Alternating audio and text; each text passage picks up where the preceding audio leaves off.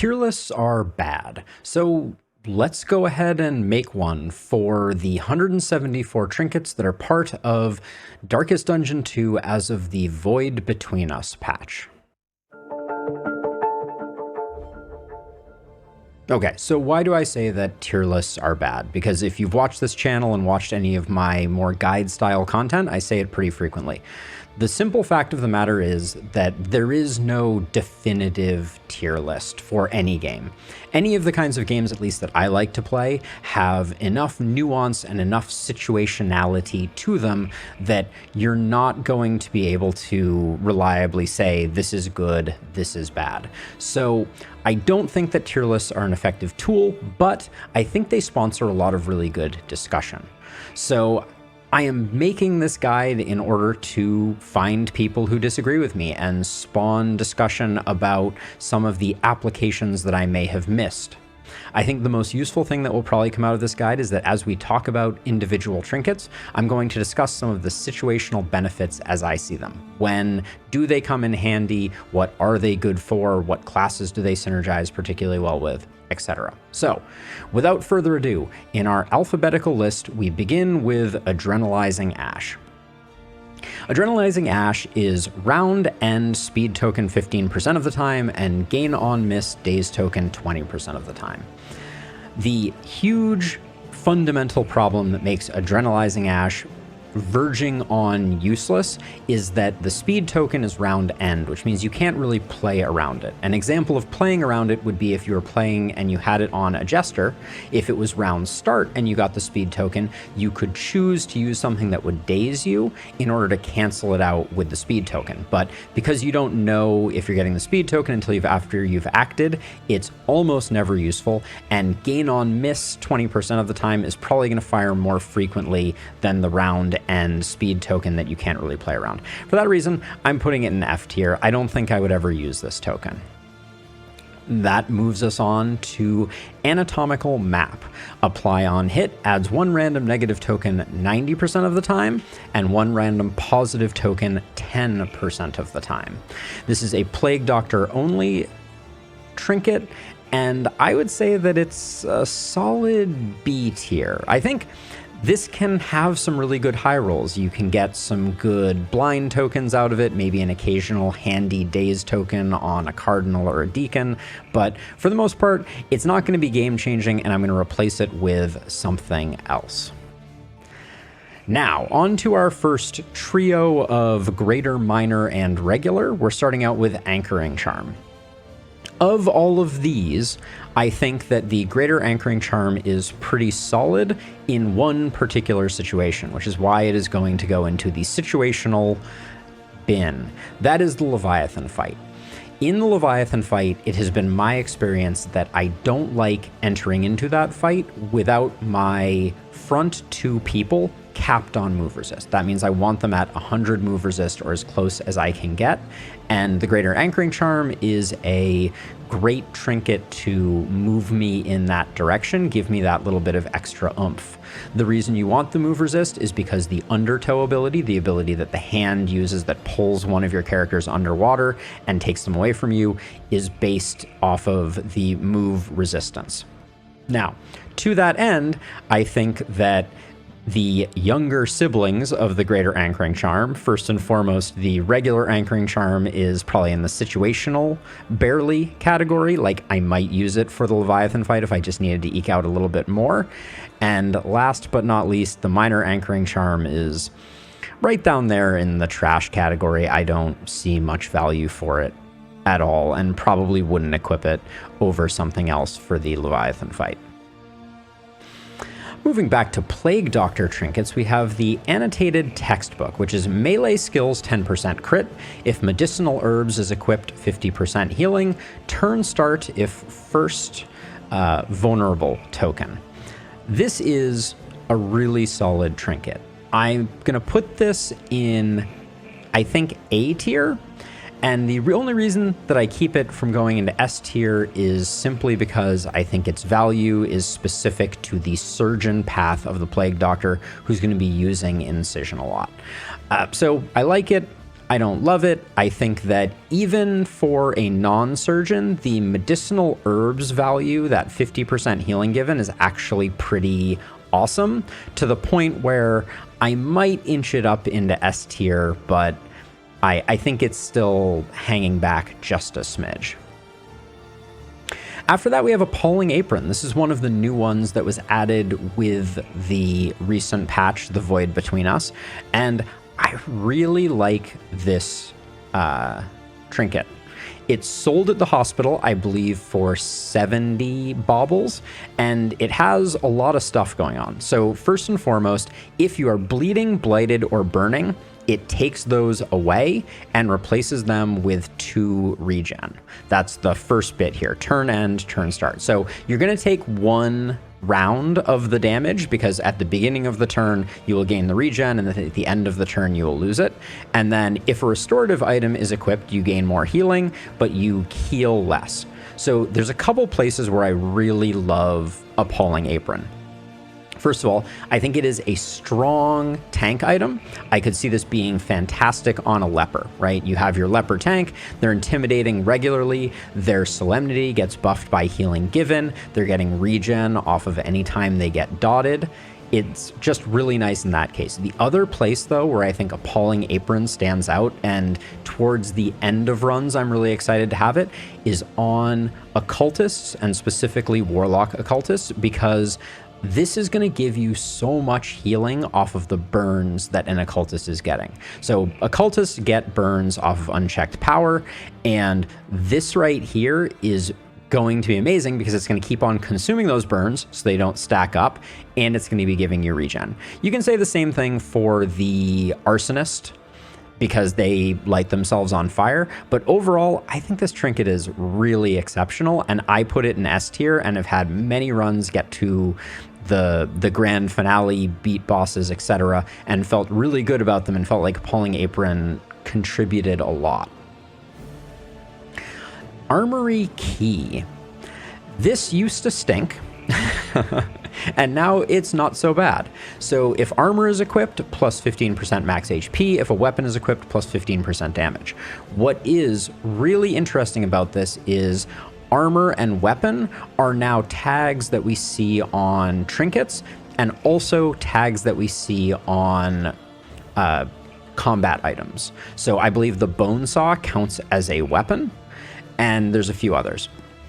So that makes this easier to activate, and 15% HP and 15% damage are pretty solid modifiers. So I think with the right configurations, this is floating somewhere between A and B, but I'm probably going to put it up in A tier because I'm excited to see it. There's a lot of places that I'm interested in utilizing it. Now on to a simple flower.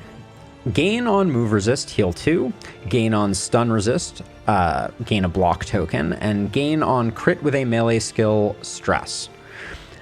This is like the Poet Leper trinket, because the Poet Leper has a lot of move and a lot of stun resist. I don't think it's great. I think it's okay. I'd probably use it on a Poet Leper until I found something better. I'd probably put it in B tier. The main thing holding it back from my perspective is that it does not come with the resists that you are benefiting off of. So we'll see some other things like Sodden Sweater later on that have benefits for getting resists and come with those resists. And then also you have a pretty minor downside with the stress. So good, not great. The Astroglass Flute is random ally on turn start, -1 stress 70% of the time, or +2 stress 30% of the time. This is a bit of a gambling trinket. It can definitely hurt you some of the time. Minor typo there, I apologize. I don't love it, but I think on average, you're just about hovering neutral on stress with this one, because when you get the bad result, you get a lot of stress out of it. Otherwise, you get a little bit of stress on it. So I don't really like this one. I probably wouldn't equip it in its current form. So it's going to come down here in the F tier. Just, it's hard to utilize. The RNG is going to stack up against you in all the wrong ways, and it's going to hit you when you least expect it. The Befuddling Sundial, on the other hand, I like. So this is another one that has a bit of a downside, but I think that there's certain characters who can take advantage of it pretty effectively. The 90-10 split was a recent update to the Trinket, if I recall correctly. It didn't used to be this favorable, but 90% of turn starts, if you're getting a 10% heal, that's pretty exceptional.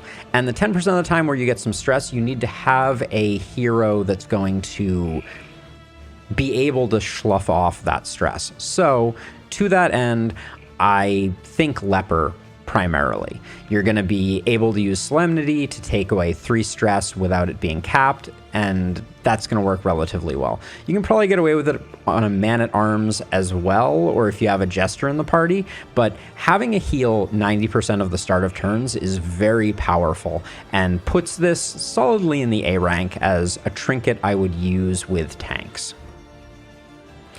The Blistering Bugle.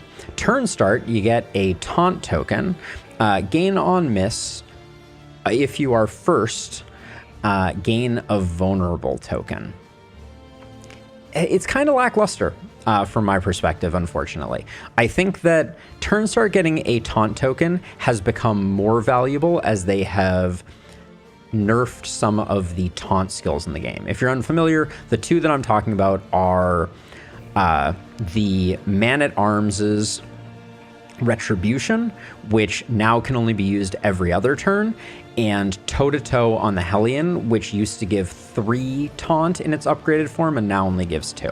So taunt is harder to come by, and so having additional taunt tokens generated can be really beneficial. You put this on a Hellion as an example, and you will half of turns have enough taunt to take 3 of the 4 potential incoming hits.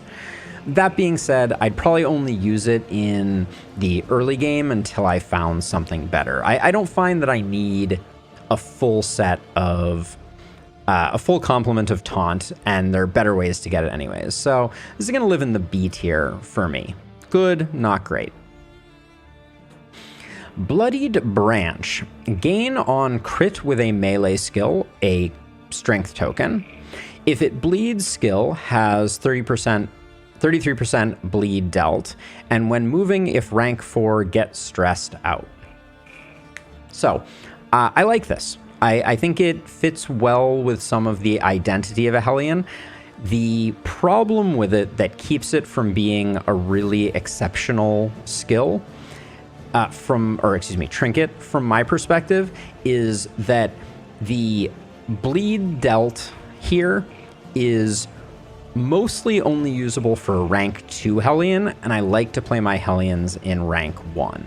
So Iron Swan is just too powerful, and while bleed out benefits from this, it's not wildly powerful. So like it, don't love it.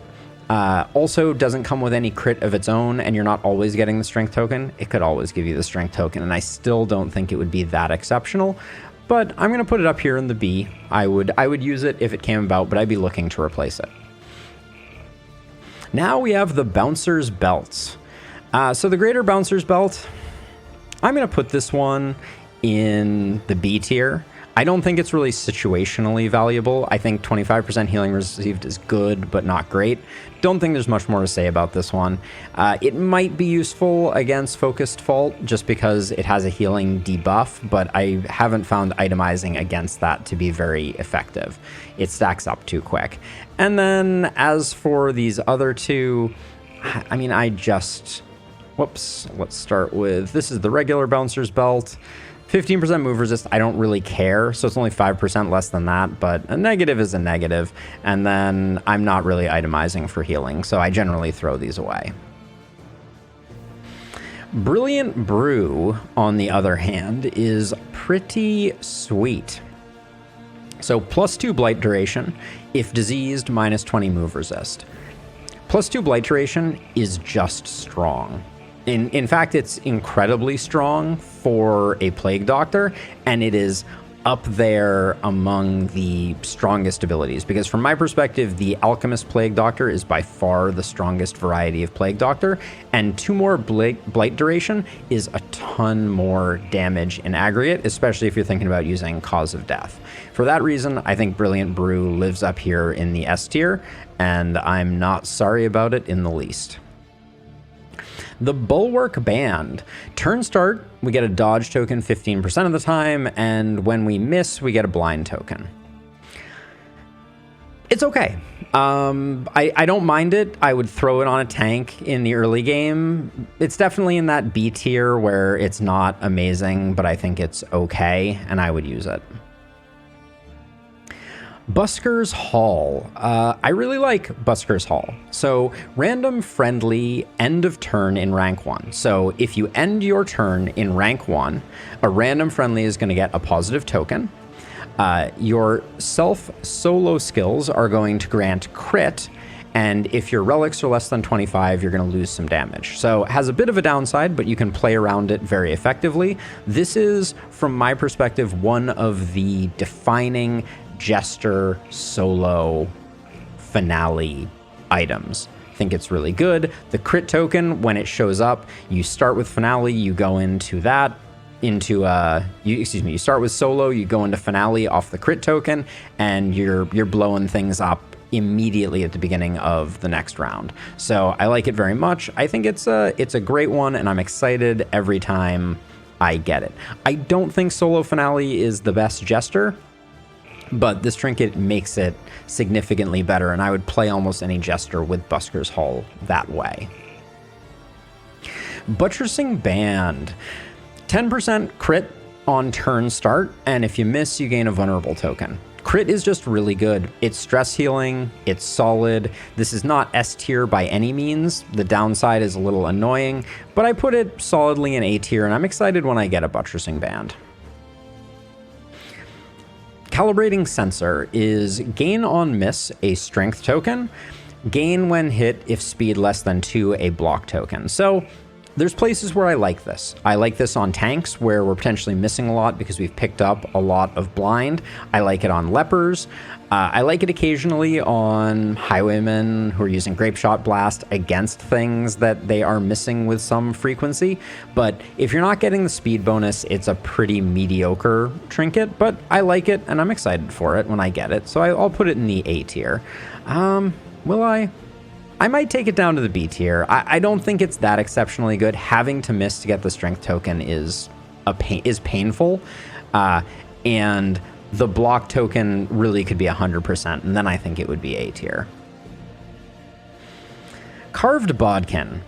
Turn start, if bleeding, extra action 20% of the time, and you receive less bleeds. This comes from the Leviathan, which makes it hard to recommend too highly from my perspective. I like this trinket, but it does not have its own bleed enabler. So it plays best with characters that are bleeding themselves, like maybe the Ravager is a good example. I believe that is the Hellion varietal that occasionally bleeds themselves for 3, which would get reduced to 1. So in that case, very solid, but has a little bit of a situational aspect to it. You're not going to be getting Carved Bodkin and just instantly like, it's always awesome type of thing. So to that end, I'll put it in the A tier just because extra actions are really nice. Carved Toy. If stealth, you get a crit token 50% of the time. Apply on hit, Hearthlight skill gives combo, and versus Gaunt, you are slower. I wish that this trinket was available to grave robbers, because I don't play stealth runaways very frequently, and this is a runaway only trinket. To that end, I don't want to penalize it just because it's a runaway only trinket, but I do think, and I mean, and Hearthlight is not bad. Hearthlight hits everyone, gives combo. I think it's still a B tier. Like, I would use it. I'd be excited for it. It's good for enabling combo, although a little unreliably, and you are going to get some crit tokens if you're stealthed, but I don't find myself stealthing my runaways, so I think B tier it is. Celebrated Chalice. If relics are greater than 50, plus 4 speed. If baubles are greater than 50, plus 10 crit. I really like this trinket. The downside is the fact that you need to have more than 50 relics and baubles, and in 2 runs ago, or my last run, I don't remember exactly when, I demonstrated exactly why this is a challenging trinket to play around, because at the end of the game you just want to spend your money. You don't want to be walking away with 50 of each, but I often find that I do, and 4 speed and 10 crit is exceptionally good for your grave robbers, your occultists, etc. So I think, grand scheme of things, it's up there. Like Celebrated Chalice, I'm excited to get it. I think I do put it in the S tier. Charred Litany. 200% burn damage, -2 burn duration on burn resist. If stress is greater than 50%, you get less stress. This is the bad librarian trinket. I don't know how else to put it. It's still good. With a runaway who is an arsonist, you can get some very large, very bursty burns. Used to be much better. The first version of it was completely insane, and there's a video somewhere of me getting like 70 burn on an enemy after getting a few resists or something like that. But in its current form, it's basically front-loading damage. It's only good for not hallway fights, but road fights. And I would put it in the B tier as something I'm not too excited to hear, especially given the other things you can get from the librarian. The Clandestine Cape. Round start, stealth 15% of the time. Gain on miss, a vulnerable token.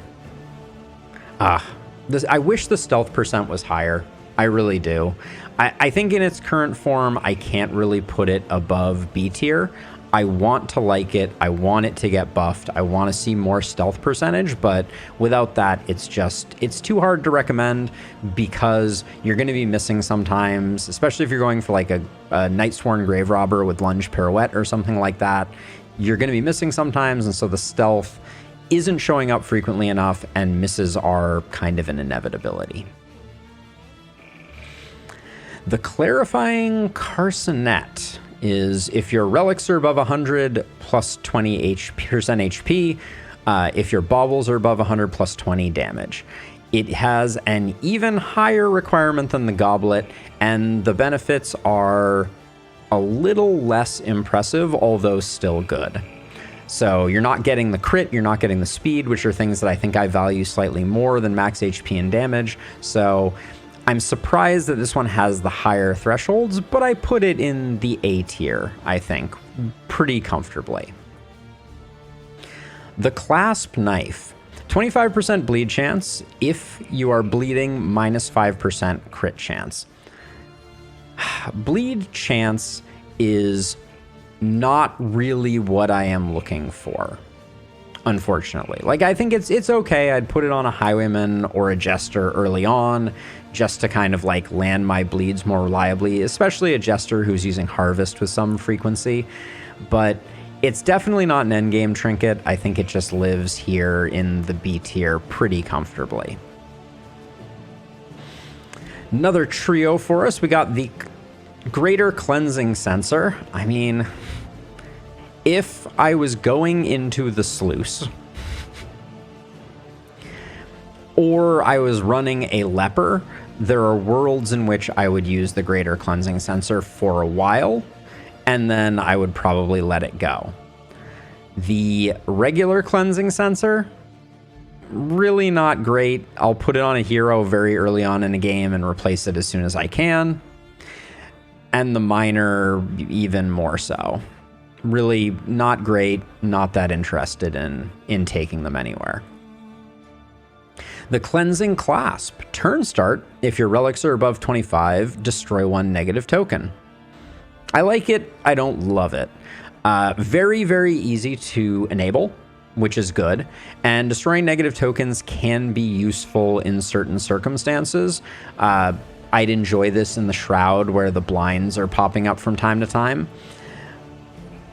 So I think it's okay. I think it's like a B tier, but it's not great. It's not going to be a game changer for you. The Clenching Claws. What an interesting trinket. So I'm going to start with the bottom. Round start, if speed less than 2, immobilize token 66% of the time.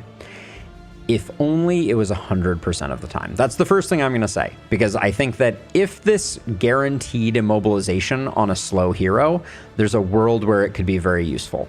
But then it also has the second kind of retaliatory element where apply when hit. So when you are hit, you apply this to the attacker, weak, vulnerable, or stun tokens. Those come in clutch. I think this is still a solid one. It's not in the S tier by any means. I think it's in the A tier for tanks. I like it. I don't love it. Now, another trio that is particularly uninteresting. We have the Greater Clotting Cruor. I don't know how to pronounce that word. That's the last time I'm going to try and say that. I apologize. 50% bleed resist. Barely situational at the top tier. And if we move forward, the other two, I put them on to save space, and that's about it. So, not interested. Corrupted Bile Gland. Apply on hit, 3 bleed, 3 blight, or 3 burn. Gain when hit, 3 bleed, 3 blight, or 3 burn. I really like this trinket. The danger that comes with it is substantial, but the value that it provides is also very high, especially if you have a good control team. You've got a solid tank, they're doing a good job. Corrupted Bile Gland is pumping out potential debuffs, pumping out dots. So to that end, I think it is...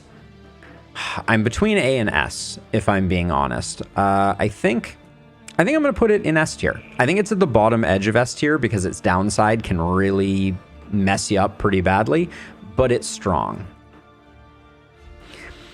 Now we have the Corrupting Cleaver. 25% blight chance, if diseased, less stun resist.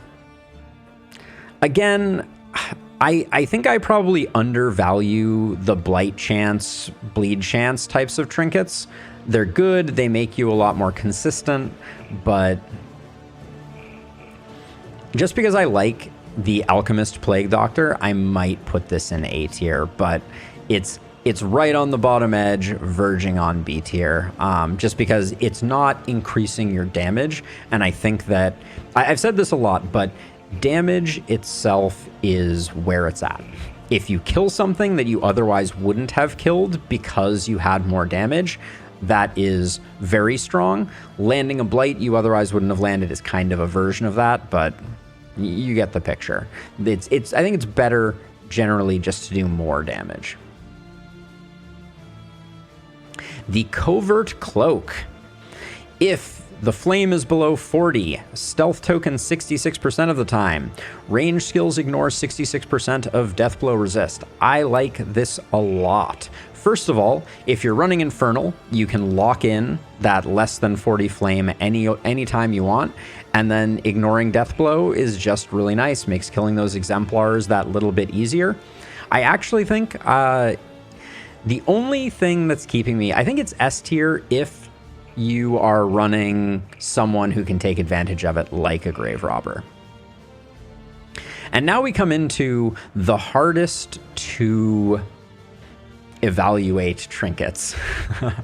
And this is the Bounty Hunter only trinkets. Now, you have the Crime Lord's Molars, so hypothetically, if you were going into the Shroud, you could put the Bounty Hunter in the front too, have a ton of move resist, you could get extra damage on comboed targets and extra crit on stun targets. Seems really good, but you're never going to buy it. You have to win the lottery with the Bounty Hunter getting it. You need to buy the Bounty Hunter not knowing what trinket you're going to get. Very hard to make this work. I kind of feel like when you hire the Bounty Hunter, you should get to select one of the Bounty Hunter trinkets and just choose it. But I'm going to put this under situational, but that's pretty generous because I think at the end of the day, you're never going to be able to leverage it in any meaningful way in any situation, unfortunately. Cruel Intent. Requires a Dark Impulse, as all cultist trinkets do. Turn start, blind tokens ×2. If blinded, 66% chance to crit. This is your Tempest, Leper, Trinket. There are very few other places where this is particularly useful. I'm going to put it in the situational category because it doesn't have general applicability. You're not going to roll the dice with missing half of your attacks because you are blinded, so you need a Leper with an effective combo generator in order to make that work. Curing Kappa. On hit, apply 3 Blight. If your hit points are greater than 75, increase your Blight resist. I like it. I like it a lot. I would put it on Plague Doctors. I would enjoy it with Magnesium Rain. It's a good one. I would throw it on the occasional Runaway, maybe even a Grave Robber from time to time. Overall, solid. Cursed Coin, plus 5% damage per positive token. Self-highway robbery skills grant riposte tokens half the time, and less crit if you're above 100 relics. I like this. I think it's A tier. I like it with a lot of different Highwayman skills because the Highwayman is very good at self-buffing, so you have a lot of positive tokens.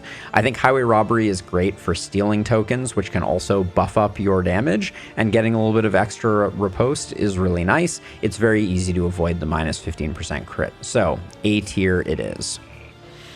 Now we're on to the Dark Impulses, and I apologize that there's not an easy way to visually tell them apart, so forgive me, but most of them are going to be situational or bad, so it won't be too important.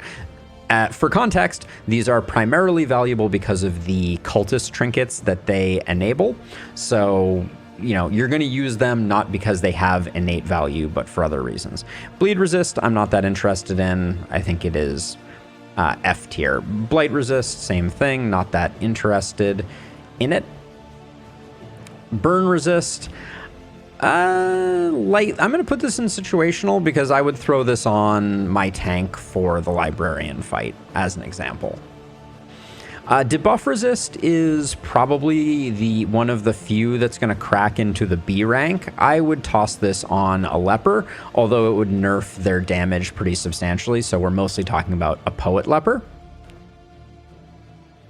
The disease one, if disease minus 25% HP, it's pretty bad. You're not going to be able to avoid diseases. It isn't good to have a trinket like this that if you get a disease, you're going to have to take it off and lose the combo that you had with your cultist trinket. Healing, I mean, it's okay. It's another one that I might put in the B tier, but the healing received makes it a little hard to. I'll put it in situational, I guess. 20% healing received is not really what 20% healing given is good, not great. The other thing that I think this suffers from is it is very rare that I have a healer that I am interested in not being able to heal. So Move Resist, good for barely situational, might use it for a Leviathan fight. Stress Resist and Stress Damage, I'll put this one in the B tier. I do like 25% Stress Resist, and 1 damage from stress rarely kills my people. And then Stun Resist, and if stunned, you take additional damage. I just don't find myself needing Stun Resist that much. That's one that's going to go right into the F tier. Dead Ringer. Apply on hit Daze token 15% of the time. Apply on miss Speed token 20% of the time. I just don't think it's good. It's going to go solidly in F tier. I think Daze tokens aren't that useful, and the occasional accidental Speed token application is going to hurt you a lot. Disarming Dagger. Apply on hit vulnerable 15% of the time. Apply on miss block token. The percentages are too low. I can't reliably utilize these effectively. I might put it on early in a run just because I don't have anything else, but it's mostly to save storage space. So unfortunately, it goes into the F tier as well. Distracting Dust. 15% of the time it's going to give a blind token, and on miss a crit token 15% of the time. It has the biggest upside and the biggest downside. Blind is the single best negative token you can apply, but crit is the single worst positive token you can apply to an enemy.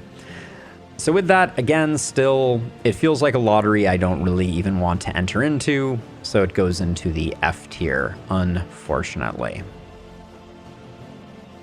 Early experiments. If a Spore Grenade is equipped, 66% more blight damage dealt.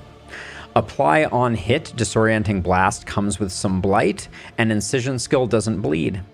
I like it. I think this is a really good one. It's great on an Alchemist, getting that extra blight damage in. And the minus bleed isn't that important if you're going for blight. So I'm going to put it in A tier. It's not universally amazing, but I think it's very, very strong. The Empty Stein. If bleeding, plus 25% damage. Barbaric Yop is going to give strength tokens, and if you resist a bleed, you are going to get a weak token. It's like a B tier. 25% damage is a lot. Bleeding isn't something that you can reliably guarantee. Synergizes well with the Apron, just because you can take advantage of a bleed that you picked up as a Ravager, do some damage, and then have that bleed get removed. Also synergizes well with Carved Bodkin if you have a way to enable the bleeding. So I think 25% damage is good. The Barbaric Yop is good. Of the Hellion tokens, of the Hellion options, it's pretty good. I'll put it in A tier, but it's low A, high B type of thing. Enlightened Element. Apply on hit, burn 33% of the time. Wish that was a higher percent. And turn start, if your speed is greater than 8, you get a dodge token.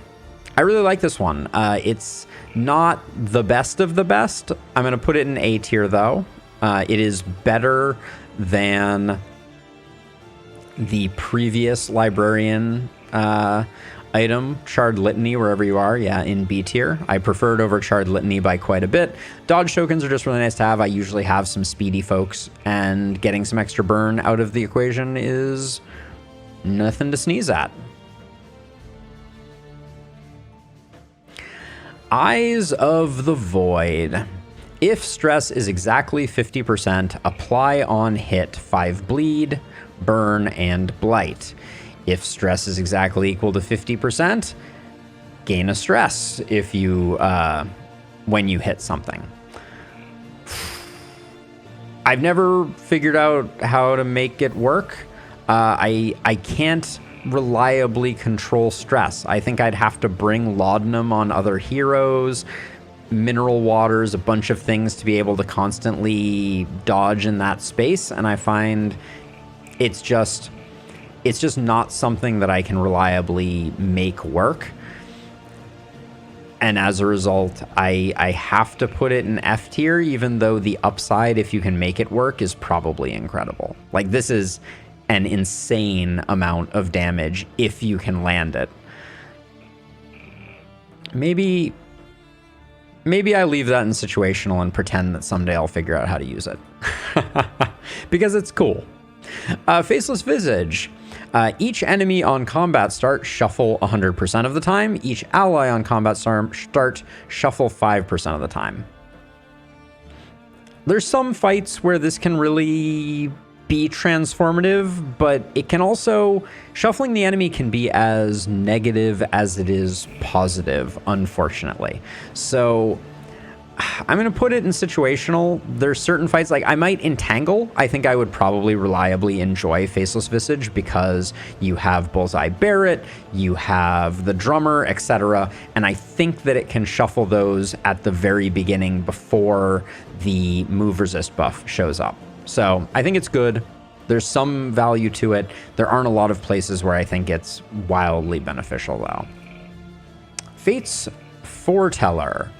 Gain on bleed, blight, or burn, resist, heal 20%. No percentages anymore. This one has gotten a big buff. I would say I'm going to put it in the A tier and say, if you can reliably get your resist for a given region up, this can be a very, very dominant trinket. There's an argument for it to be in situational for that reason, but It's pretty easy to know what you need to resist. If you're in the Shroud, you need to resist Bleed. If you're in the Feeder, you need to resist Blight. If you're in the Sprawl, you need to resist Burn. So if you have the appropriate resistance trinket for those, pairing it up with Fate's Foreteller can get your tank a ton of healing. So I think there is a world in which it is pretty beneficial. Maybe it drops down to situational, but the reason I'm putting it in A tier is because for every region, there is a right way to utilize it and a right resist to be going for generally. The Fisherman's Line. I go back and forth on this one. What it does is when you hit someone, if you have a Fisherman's Net equipped, you have 15% chance to stun them. And if you have a serrated item equipped, which can either come from like a bone saw in your combat item slot, or a serrated trinket, which I do believe there are some serrated trinkets now, then you get 3 bleed.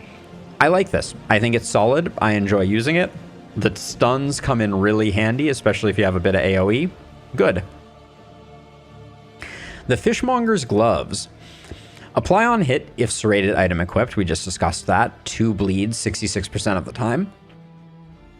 Again, if serrated item is equipped, plus 33% chance to bleed, and if you miss, you bleed yourself 15% of the time.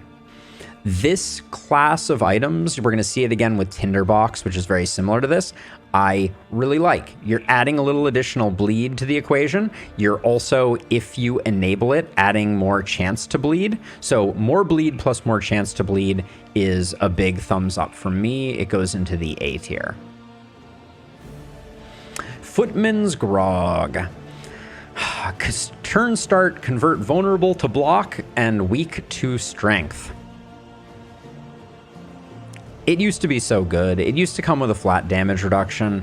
In its current form, there's certain fights where you can predict it enough to know that you're going to have vulnerable, or you're going to have a character that has vulnerable or weakness regularly. So I will put it in, I'm going to put it in barely situational. I think it's hard to make it work. Foreclosure Notice. Grave Robber only. Apply on hit if you're in rank 4 combo. Gain on hit Flashing Daggers, stealth 33% of the time. If not stealth, you are hard to heal. It's a big negative. It can really put you in a bad position, but if you're using it, you're definitely a rank 4 Grave Robber, and you're hopefully not taking a lot of damage. Flashing Daggers, I wouldn't use that much, but adding combo when you are hitting with Poison Dart is pretty useful. It's like a B tier. It's not great. You're basically only using it for the combo. You're not using it for the stealth, and you kind of need to have a reliable stealth generator in order to not just die when you take damage. From Beyond. Deathblow resist per stress, debuff resist per stress. There are times when I would use this. One of them is if I ever had it for the Act 3 final boss. It's definitely situational. You can't have your character constantly taking advantage of this, simply because you can't live at high stress without destroying your team. So it's situational. It's good against bosses. From Beyond, it's okay. It's definitely situationally viable. Galvanizing Goblet. Really, really solid trinket here. High HP, you have 33% stress resist, and you're gaining 2 blight damage on your blights. Love seeing this on my Alchemist Plague Doctors. It's more in the camp of what I consider to be the A tiers, where I'm gaining some additional bleed or something like that. So I'm going to put it there, even though I think it's very high A tier. I like it a lot. It's also not class locked to Plague Doctor, which means that it's really lovely on Grave Robbers as well. The Ghastly Gruel. I don't think I've gotten the Ghastly Gruel in a while, but each ally on round end heals for 2, 33% of the time. That can really save your bacon. If rank 1, 50% healing received. If rank 4, 25% healing given. I like this because it's flexible. You can put it on your healer or you can put it on your tank, and it's benefiting everyone. So I think it's just good. It's good, not great. If the heal was a little better or more reliable, I think it would be exceptionally good. Let's talk about Gilded Minds. I think 25% stress and 15% death blow is living comfortably in B tier. I really put the Bouncer's Belt up there in B tier. Yeah, I guess so. I don't know. That's maybe a little questionable. Maybe I was too generous with that one. Then we have the Minor Gilded Mind, which I'm going to put in... it's like low B tier. How do I want to handle this one? I mean, it's still 15% stress. The debuff doesn't really matter that much. In fact, I think I'm going to put all 3 of these in here, and then I just have to decide if I bump up the Gilded Mind to A tier. I don't think so. I would pick any one of these items over that any day. So I'll put it there. Already talked about the Gilded Mind. Gnarly Knuckles. It is the source of so much stress in my runs. I don't know what to say about it. 20% is big. It's very useful. It's just hard because the stress mounts substantially because it's hard not to miss. I think it goes into B tier. High B tier, though. Goading Gargoyle. Great for Infernal runs. And great for your lepers. I like this a lot. I think it's a very strong one. It's also great against resentment because it converts those blind tokens to strength tokens. Great on a Hellion for that. So overall, like that one a lot. Grim Mask. The problem is on Infernal runs, it's completely worthless. And I'm never going to be able to swap it in at the moment where someone's about to go over the edge to get the Resolute. Nor does Resolute hang around long enough. So I'll put it in barely situational just to be nice to it. The Guarding Gauntlet is turn start, block 15% of the time, gain on miss, weak token. Of all of them, I put this in the B tier. The reason is that generally the people I want block tokens on, I don't care if they get weakness. I'm talking about Man-at-Arms. I'm talking about lepers, things like that. Block tokens are nice to have, but it's pretty unimpactful and I'd replace it pretty quickly. The Hag's Horde, plus 10% healing received per positive token. If diseased, minus 10 HP. I can't recommend it very highly. I'll put it in barely situational, but like, you're not going to notice the 10% healing, and the disease is minus 10% HP. You are going to notice. So, c'est la vie. Greater Hail Draught. I think I like this as high B tier with its siblings below. The other two, I think, are situational only in the sense that I would use them on heroes that I don't care about their crit. So 10% max HP and 3 crit is fine. I'd use that on a Man-at-Arms or a Leper, and 15% and minus 5 crit, same deal for the Hail Draught. They're situational, tank only, they're okay. I occasionally use the upgraded version of the Hail Draught on other characters. Grave Robber with low HP as an example. The Hardened Heart. You get a ton of resistance to all of the major dot types, Bleed, Blight, and Burn, but you take damage in place of it. I generally want resists to pair up with something, and there's nothing to pair this up with. The damage is scary because you can be on death's door, take the dot, and immediately take the damage. But generally speaking, or it can take you to death's door. So I just find that this one, I don't know what Dark Impulse I paired up with, and I'm not getting any additional benefits.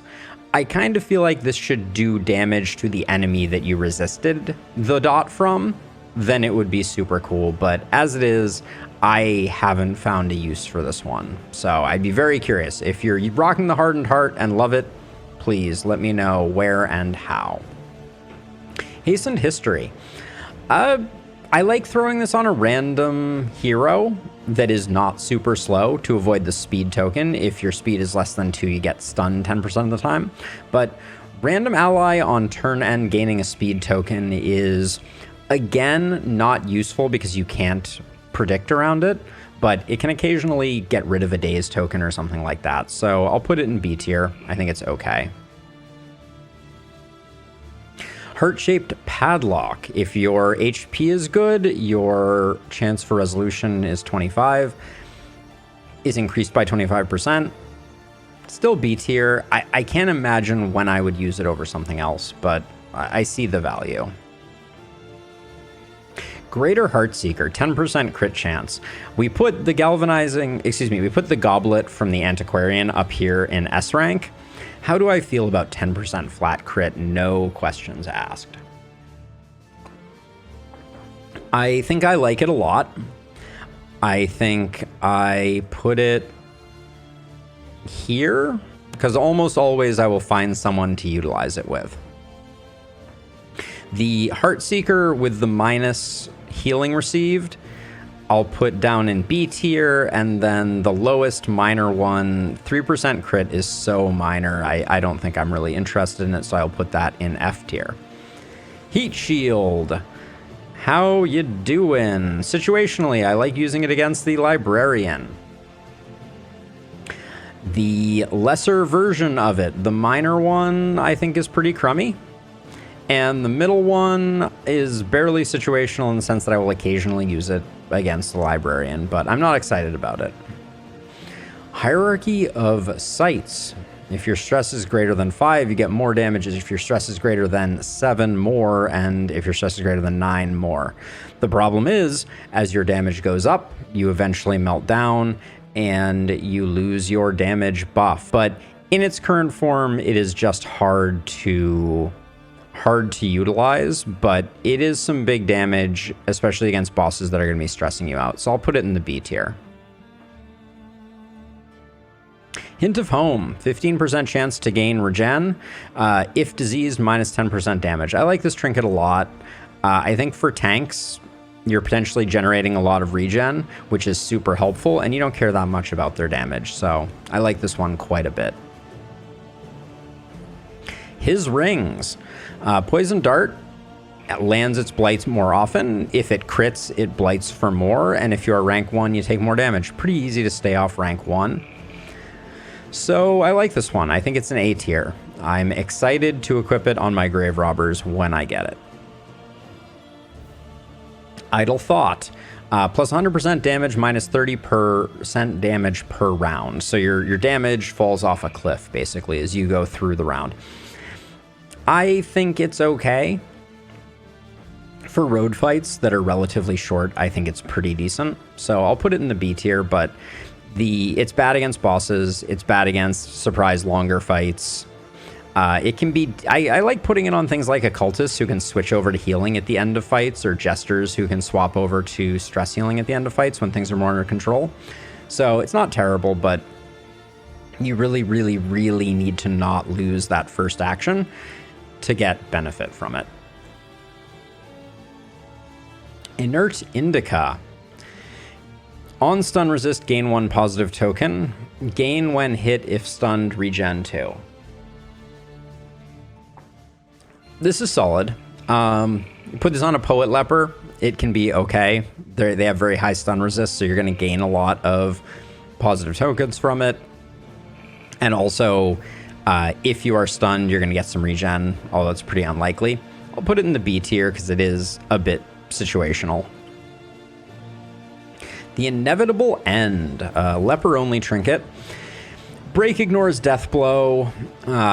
Gain when hit. If speed is less than 2, clear 2 negative tokens, -2 death blow resist per round.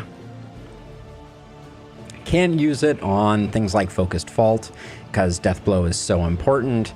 Break is not the skill you want to be using to secure kills, so the death blow resist on it isn't great. And then clearing negative tokens can be useful, but I think it's situational at best. I don't even think it clears B tier in my eyes. Insulating Insignia. A random ally on turn start gains a block token 33% of the time. And on miss, if you go first, you gain a combo token. So that's the downside to it. Combo tokens aren't that dangerous, except against exemplars, where this would be catastrophically bad. It's B tier. I'd use it in certain circumstances and then definitely not use it against exemplars, and it would probably be fine.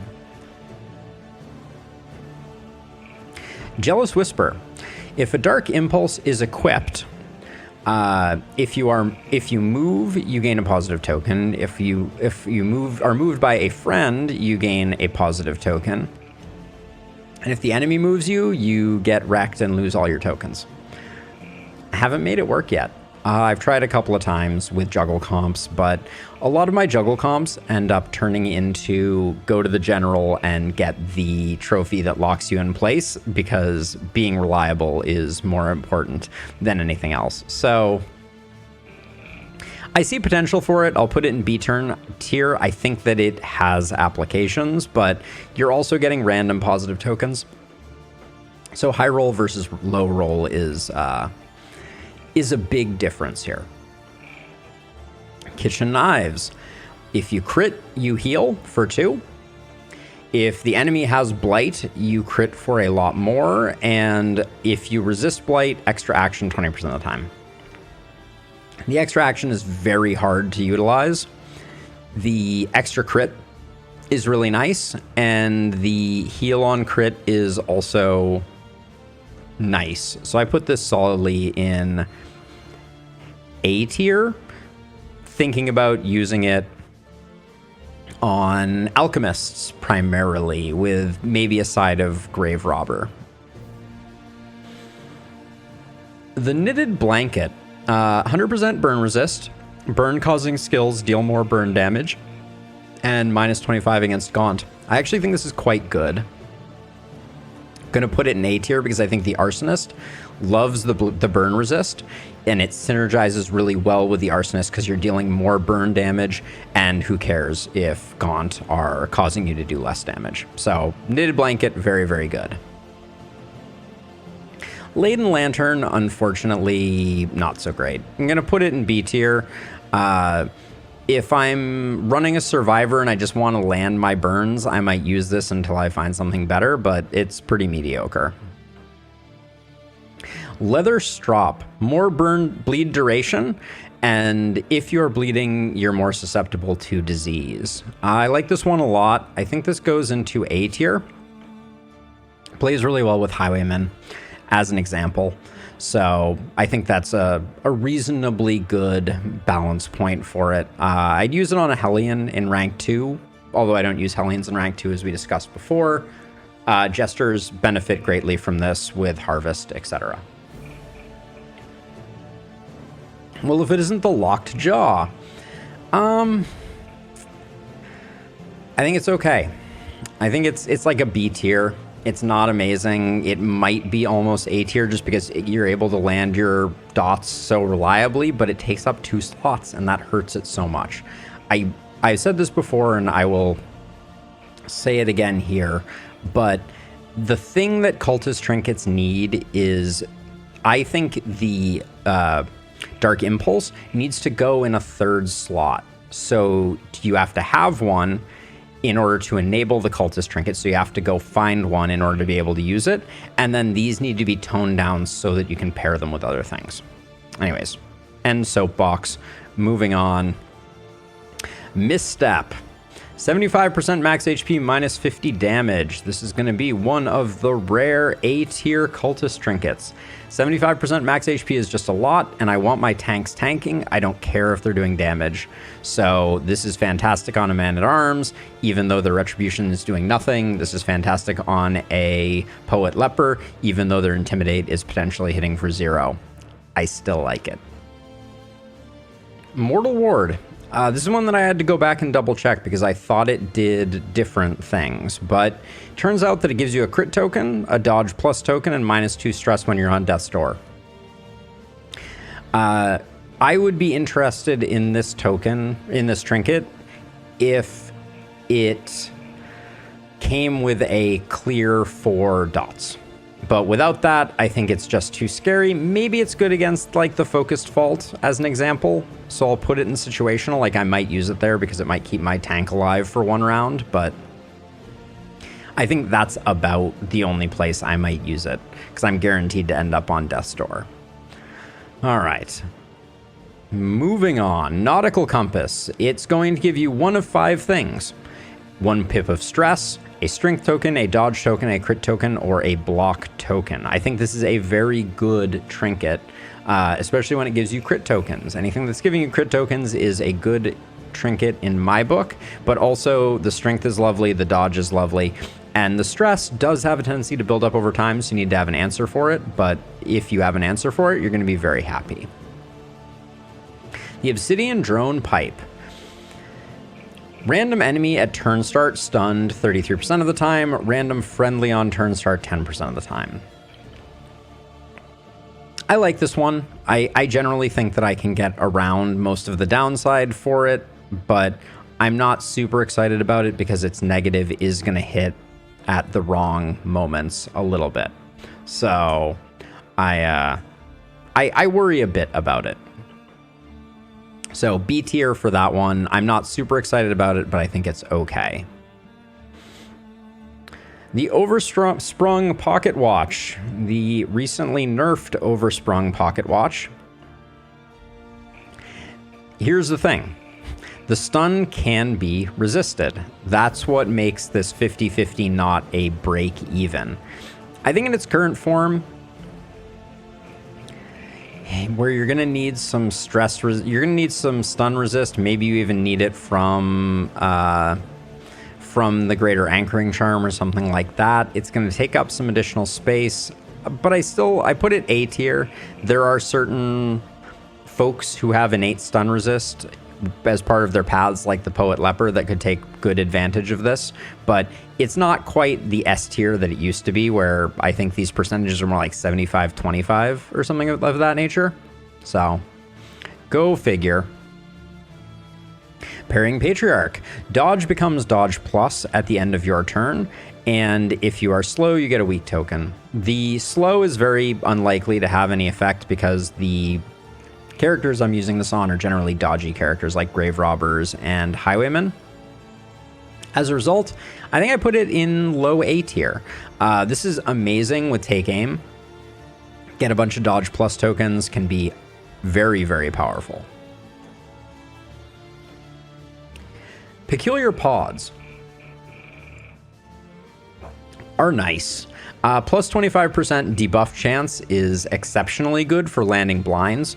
I haven't done a tier list of combat items, but this coupled with smoke bombs is amazing. 5% chance to remove a disease when you are hit has never benefited me, but go figure. And then if the flame is high, minus speed is hard to utilize in any way, shape, or form, but simply for the ability to land smoke bombs, I put it in high A tier. Pile of Ash. When moving, gain a dodge plus token. Backdraft has 50% crit, and combat start versus Gaunt +1 stress. For a shuffle comp, I kind of like it. I think I'm going to put it in A tier for runaway options, just because I think the dodge plus 50% of the time is pretty powerful, and I like Firefly. which is the back 1 hit the front 2 with burning. So Pile of Ash plays really nicely with that. The Poison Ring. Grave Robber only. Apply on hit if noxious item is equipped. 2 blight. 66% of the time. If a noxious item is equipped, plus 33% chance to blight. And gain on miss, blight yourself. I think this is in the A tier. I like that it gives more blight and gives you more chance to blight, things that I think the Grave Robber benefits greatly from, because I think Poison Dart is one of their strongest abilities. Price of Pride. When hit, gain a block plus token 33% of the time, Bellow stuns 10% of the time, and turn start if first, gain a blind token. Don't care about the last thing. Man-at-Arms going first is rare, to say the least, which puts this firmly in the A camp for me. The block tokens, fantastic when you get them. 33% is a little low. Bellow stunning happens more than you would expect it to, but I'm not gonna... There are other things that I would replace this with. That's all I have to say about that. The Pristine Lure, surprisingly good for generating taunt tokens. I like this item a lot for helping to make my tanks more reliable. It comes with very little other pro, but things like Poet Lepers and Man-at-Arms don't need a lot more to be durable. They're already fairly durable, so I like Pristine Lure. I'm going to put it in the A tier. The Prodding Pendant. Gain when stressed, heal 33%, 10% of the time. It just has to go in F tier. I don't think there's a lot of value to it. 10% is too low a percentage of the time to gain much from it. 20% healing given. Situationally, I might put it on for a little while, but the minor version, doing less damage for some healing, I don't really care about increasing healing that much. There are other way better sources, so I think all of the protectorates are in the bottom, with maybe a little bit of excitement for the barely situational. I can't think of a single fight where I care about my healing number, but it can be useful over time. Proxy Doll, plus 10% damage dealt for each positive token, plus 10% damage received for each negative token. I like it. I don't see it a lot because it comes from the academic study, but there are a lot of times where I'm generating a lot of positive tokens, and especially if some of those tokens are dodge, which means that I'm less likely to get hit by the negative, I think that Proxy Doll is pretty solid if you can be generating tokens reliably, but you have to kind of watch out for that. The Pulsing Heart. Turn start, regen 2 33% of the time, or bleed 1 66% of the time. Pairs really well with Carved Bodkin, and also regen is nice as well. I think I put it up here in the A tier. Well, maybe the B tier, or maybe I say situationally. Would I use it on its own? Probably not. So I think you need to have other things that make bleeding good to make the Pulsing Heart work. But in those cases, it can be very nice because the bleed is very small, the regen is nice and big. Rat Skull. Love it. Poor man Snappy Swig. Spoiler alert, we know where Snappy Swig is going, but crit tokens 66% of the time if you're first in the order. Duelist Advance locks you in place, and animals make you unable to heal. I just like this one a lot. Goes right to S tier for me. The Highwayman benefits so greatly from it. Love those big point blank shot crits, etc. Rat Skull just does great. You can usually guarantee their first in order just by getting some stimulant poultices, etc. Raven's Reach is 20% damage from skill, and on misses you gain stress. It has all of the same problems that the Gnarly Knuckles have wherever in the world I placed them, and the stress stacks up faster than you would expect it to and can become very difficult to manage. So for that reason, I love the 20% damage. I will use it frequently, but I'm usually looking for a place to replace it, or a person to replace it with. They're the Gnarly Knuckles. I finally found them. I think the Raven's Reach is slightly better than the Gnarly Knuckles, because I think ranged characters are able to mitigate it a bit more. But the places I love using Raven's Reach are on Grave Robbers and on Occultists, both of which I like to strip away dodge with from time to time. And I'm just not doing that because I'm gaining too much stress from it if I am. Reverberating Redoubt. Is there any better item in the game? Directly to S tier, I love Reverberating Redoubt with a passion. It has a Thorns-like ability where when you are hit, the attacker takes 2 damage. The number of times that has killed exemplars is numerous. And then 20% of the time when you get hit, you get an extra action. It is so good for increasing the uptime of taunts. It's just exceptional. Reverberating Redoubt is exceptional on lepers. It's great on Hellions. It's amazing on Man-at-Arms especially. And given the fact that it is hard to keep taunt up on all 3 of those characters because they can only generate so much per turn, the extra actions are amazing for keeping your taunt uptime high. And the higher your taunt uptime is, the more likely you are to get more procs of Reverberating Redoubt. It's a self-synergistic, incredible trinket. The Rotten Tomato. The lure to put a Hellion in rank 2. No one ever uses Breakthrough. I'm not going to use it to apply combo, I don't think. Rank 1 having Deathblow resist, if you're going for a rank 2 Hellion, is fine. The 25 damage is pretty good. I generally think there's a world in which I could utilize this effectively, especially because of the combo on Breakthrough. Like maybe I start the Hellion in rank 3, break through to rank 2, and then start Wicked Hacking, perhaps? I don't know.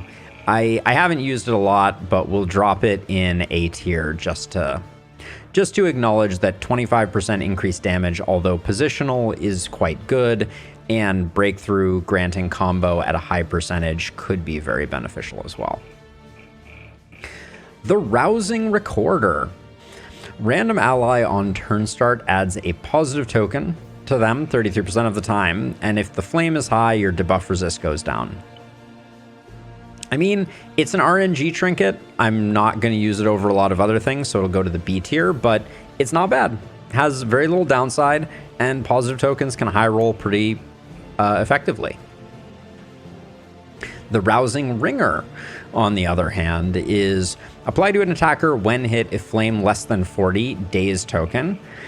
If an enemy has a Daze token, you gain plus 25 debuff resist. I mean, maybe you put it on a leper, and then you get a few less blinds out of it. It's not terrible, but I'm going to be replacing it pretty quickly with a lot of other things. The Royal Summons for our Jester friend. Crit token 10% of the time when moving. Play out destroys a negative token, and turn end if rank 4, you gain 2 taunt tokens. It's okay. It's kind of like a bad version of Busker's Hall. I wouldn't use it on a solo finale Jester. I'm not sure really who I would use it on. 10% is not frequent enough for the taunt token, and play out destroying negative tokens is going to be useful once in a while, but I also don't want my Jester in rank 4 getting a bunch of taunt tokens. So with that, I think we put it firmly in the B column. Sacred Scribblings. +2 burn duration. If turn starts and you're slow, just don't be slow, and you won't get your vulnerable token. I like it. I think it's good. I'll put it in the A tier. I think burn duration is very important for making an effective, say, Arsonist. Greater Sacrificial Host. I'll toss it in situational, and then the minor version. Barely situational. I'll put it in F rank, and then maybe I'll put the Sacrificial Host middle one in barely for... I'll put that one in situational. If I'm going to the feeder, a Sacrificial Host isn't the worst thing in the world. Scalded Skull makes a little bit of sense now. So if the target is burning, you heal for a lot more. Ranged skills have a higher debuff chance. And random ally turn start, if unchecked power is greater than 2, they gain 1 burning, which is useful for making you a better healer. There's not quite enough oomph to this, unfortunately. It has a lot of things that I like. Being able to land your debuffs more reliably is good as an occultist. I like more healing, but 50% more of 0 is 0. So you're potentially going to be burning your friends quite a bit, and then you're going to be healing them for crit 0s and crying all the way to the bank. I will still put it in B tier because I think it is a huge step in the right direction. The previous version of this was nightmarishly bad. Seaman's Boots.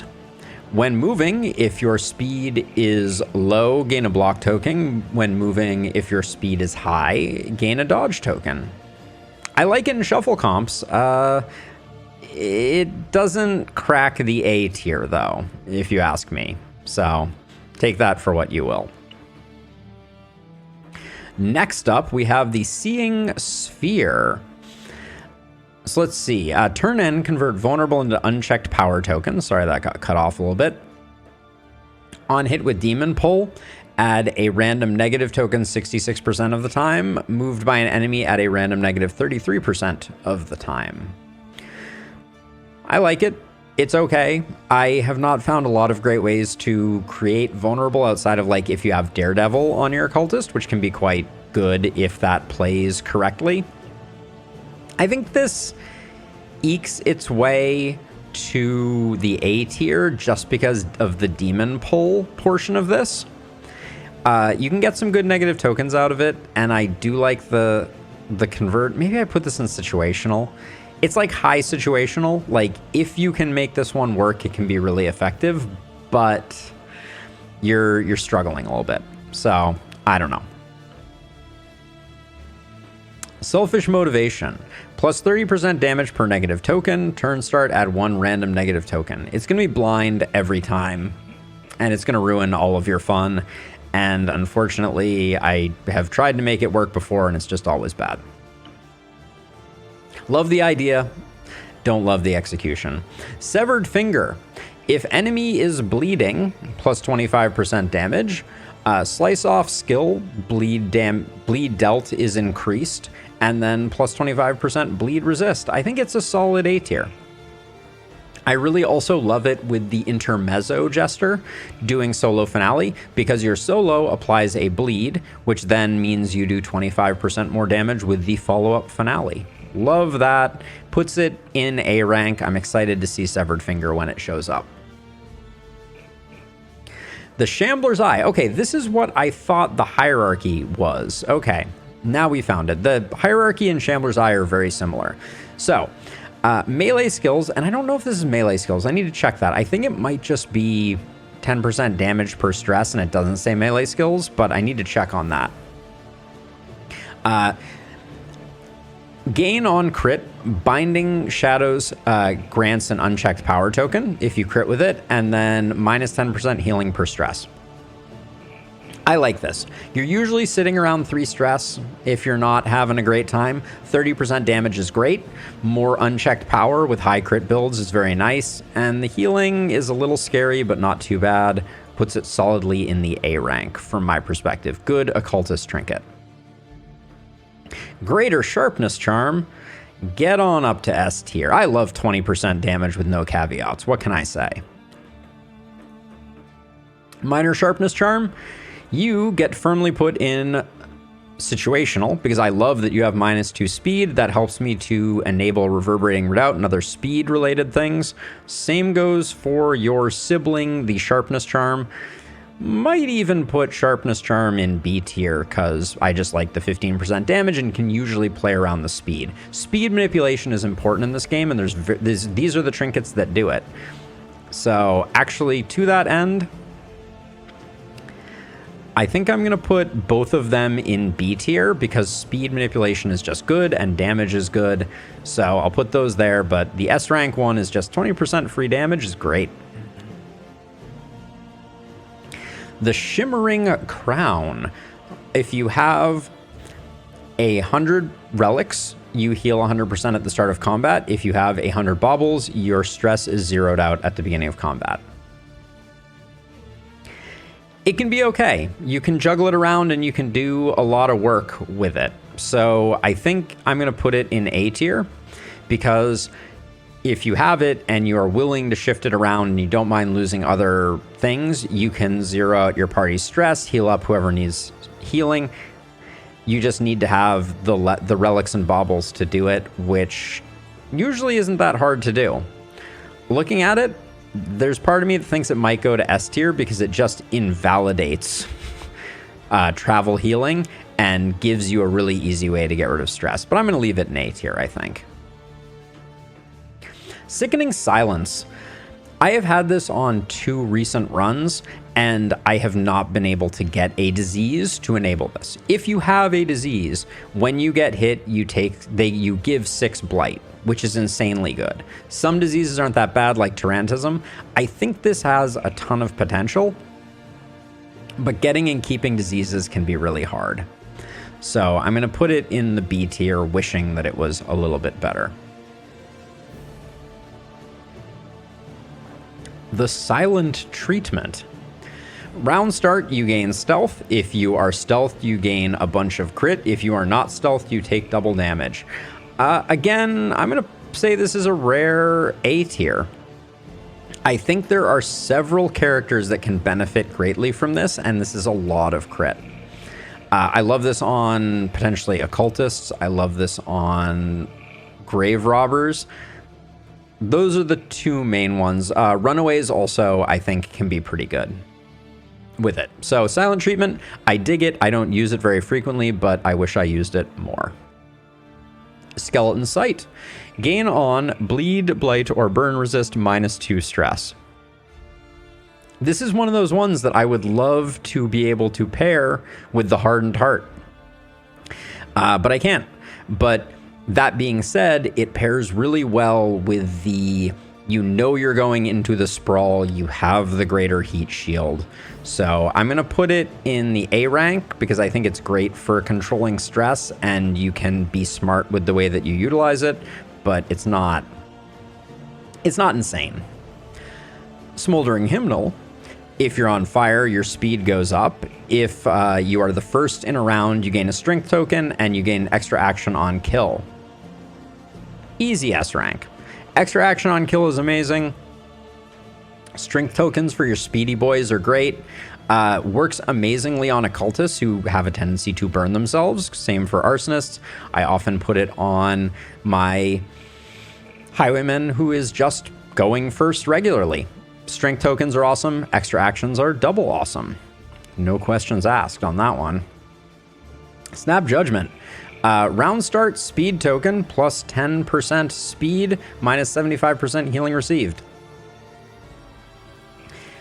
There's a million things I would use this with if it didn't require a Dark Impulse, but it does, and as a result, I can't imagine ever caring that much about going first that I don't want any benefit other than just speed tokens and speed.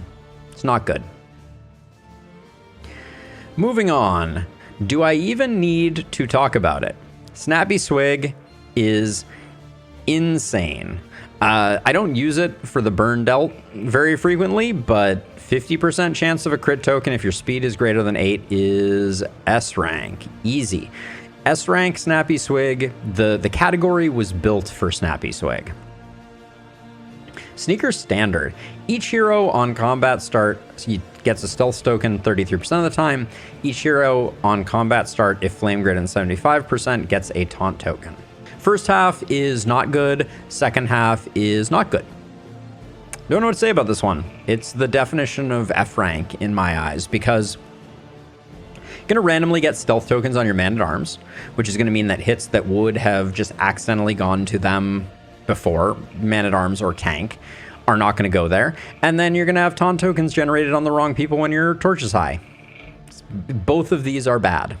Stealth is bad as a general rule of thumb. When I see a combat with stealth as an option, I actually view it as a downside because my tanks are generally slow, which means I'm going to have one hero go, become unstealthed, and then take 4 hits in a row or something like that. So sneaker standard, bad.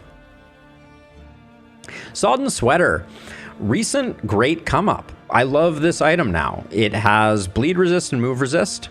That means that when you resist those bleeds, you heal, and when you resist those moves, you take less stress. I really like this item. I wish that I could get it not from the Leviathan, so I could take it to the Leviathan and kill the Leviathan with it, because that's what it's best for. The Sparkle Ball. Apply on hit. Daze, blind, weak, vulnerable, immobilize. 15% non-exclusive. That means that you can get multiple of them. I like Sparkle Ball. I think it's good. I think it goes in the A tier. I enjoy using it from time to time, but it's not exceptional. The Spiked Skullcap, another new one. If the target is bleeding, plus 15% crit, on hit bleed for 1. If you have a Bonesaw equipped, apply 2 more bleed, and then on crit you sometimes get a disease. Not quite on the same tier as the Apron. Also comes from the hospital for 70 baubles, but I've had mixed luck with the Spiked Skullcap. I think on a Surgeon or on a Highwayman that you're going for bleed, if you happen to have the Trinket from the Leviathan, all of those things can make Spiked Skullcap a lot stronger. But I would say very solid, not amazing. The crit is quite nice. Spoken Sharply. Gain on hit, heal 3, but 50% less HP. It's like a tank that always heals themselves up, but doesn't have a lot of max HP. I need to play with it more to see. I'm going to put it in situational just because I haven't tried playing, say, a Man-at-Arms with it to see how much this 3 healing does. I suspect having half your hit points is very punishing. Staggering Striker. If it's dark, you apply a bunch of combos and melee skills ignore death blows 66% of the time. See, this is a solid item, especially on Infernal Torch runs, which I'm going to be doing a lot of in the future. I love the combo generation. And death blow resist is good. That being said, there's a lot of things I'll replace it with. I'd rather do more damage than get the combos, those sorts of things, but I'd use it from time to time. Standard of the Ninth, very interesting trinket, because basically it's giving all of your other heroes who are not the Man-at-Arms a block plus token. Your Courageous Abandon is going to get a bunch of crit, and on miss, if rank 1, you get a weak token that you don't really care about. I like this. I think it is a good trinket for your Man-at-Arms. Probably not one of my favorites, but it gets the job done, and I think Courageous Abandon is an interesting skill. And the block plus tokens are very welcome. Stiff Drink. Turn start, you convert stealth tokens to crit tokens. Turn end, convert speed tokens to daze tokens, and 50% damage to pick to the face. I need to try it out. I haven't really played with it. It strikes me as there's probably a world in which it is very solid. You're going to be critting like crazy with pick to the face if you can get, say, a covert cloak to go with it. Yeah, I think it's good. I think it's probably A rank. I just haven't played with it to really know the answer to it.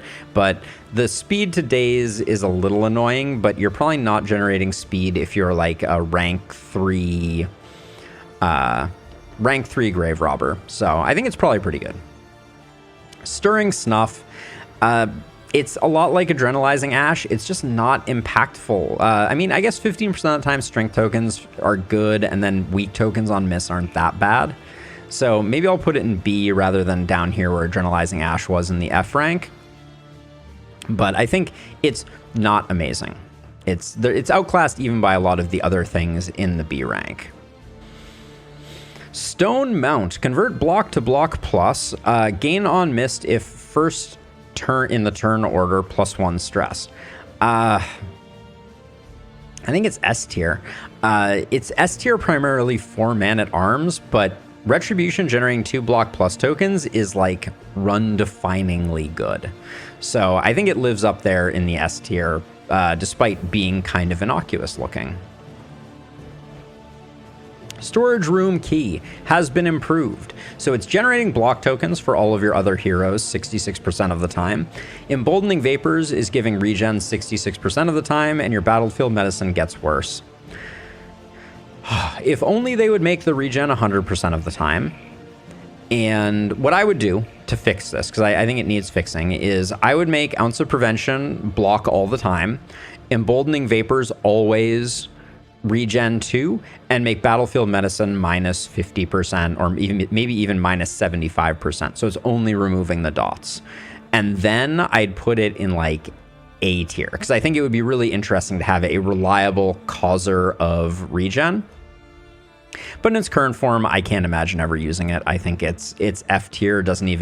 I can't even imagine a situation where I would use Storage Room Key. Strange Sapper. Meh. It's just kind of boring. I wouldn't really use it. It applies a weak token 15% of the time when you hit, and it applies a strength token if you miss. Just don't think the weak tokens are that useful. I probably wouldn't use it with Magnesium Rain or Ceiling Spaghetti. Yeah, not that interesting. The Strong Shackles. Apply on hit, immobilize, and apply on miss, stun yourself. Not great. Immobilizing enemies is not that useful. I think I'd put that in F rank. Temptation. Oh, what a temptation you are. I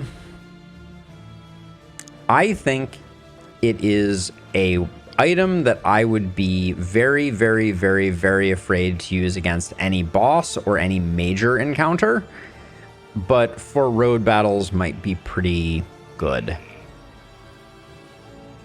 It's going to ruin runs. It's going to get people killed sometimes, but I think it's like B tier. Thrilling Tablet. Plus 100% damage per missing hero, plus 100% max HP per missing hero, but you cannot dismiss heroes, so you have to get them killed at the beginning of every region. I don't know, no. I don't want missing heroes. Someone will solo something with the Thrilling Tablet, but it will not be me. Tinderbox. We like Tinderbox. It is apply on hit if flammable item equipped to burn. If flammable item equipped, burn chance is increased, and if you miss, you get that. It goes in the same category as its sister items, the Fishmonger's Gloves, etc. Tormenting Locket. Melee skills get a bunch of crits. Open Vein deals more bleed damage, and if you use ranged, you gain stress. For the right character, the right Highwayman, it is verging on S rank, but I'm going to call it an A rank. 20% melee crit, very nice. Open Vein, yeah, in fact, I'm going to put it up. I'm going to put it up here. I think that for a bleed-based Highwayman with good combo support from, say, a Jester, this is doing insane work. So good, because you're critting all the time, and your bleeds are doubled by the combo that you already have, and then you're getting 33% more on top of that. Just really good. True Entropy. It's as random as it gets. I'm going to put it in B tier. I never use it for long. It gets replaced, but it's fun. You get the occasional crit tokens and the occasional blind tokens. What can I say about it? It is random. So it goes in the middle. Unblinking Entropy. When stress damaged, add 1 positive token. Haven't used it much. The fact that it's limited to positive tokens and everybody gets stressed means to me that it's probably good. I'm going to give it an A rank, actually, I think, because of the positive token distinction. The Uncommon Seashell. Minus 10% damage received per negative token. That includes those delicious blind tokens. Intimidate adds combo. And when hit, if bleeding, take 2 damage. I like Uncommon Seashell. I think I'm going to put it in A rank because I use Intimidate like crazy and it guarantees the combo. That's a beautiful setup, for lack of a better word. Unwavering Standard. Each hero on combat start gains a block token 66% of the time, and on miss, if you are first, you gain a weak token. I think it's just not that impactful. So I'm going to put that in the F tier because I think combat start things like this aren't that interesting to me. There are better versions of them.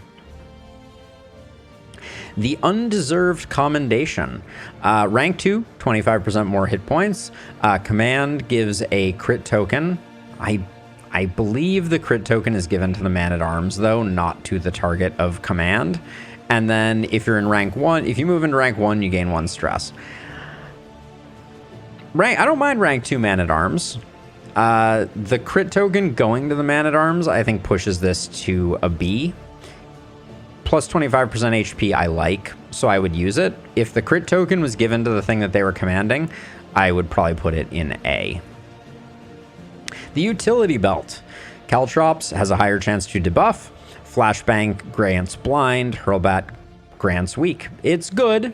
It's one of those things where how do I highly rank something that only randomly comes on a bounty hunter and I can't control it? Unfortunate. Goes into situational. Vanished Vanity. I had some good luck with a run previously with this. First of all, I think it's great on infernal runs, and I like that I can generate combo with my tanks. So I think I'm actually going to put this in the A rank. I like it, and I would use it with some regularity. Vengeful Kill List.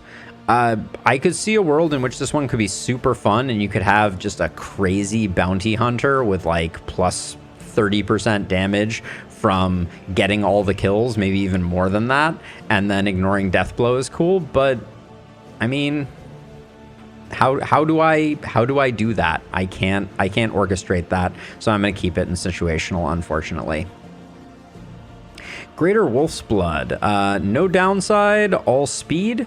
Lots of speed trinkets that play well with it, so I'll put that up there. And then even this version, the minus max HP, I'm going to put in like B rank.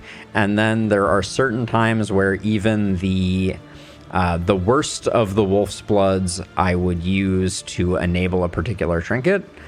And then, last but not least, Wounding Words, 50% increased damage, minus 33% max HP. Almost always gets outclassed by other things later in runs, but I think it's an A rank along with the other two.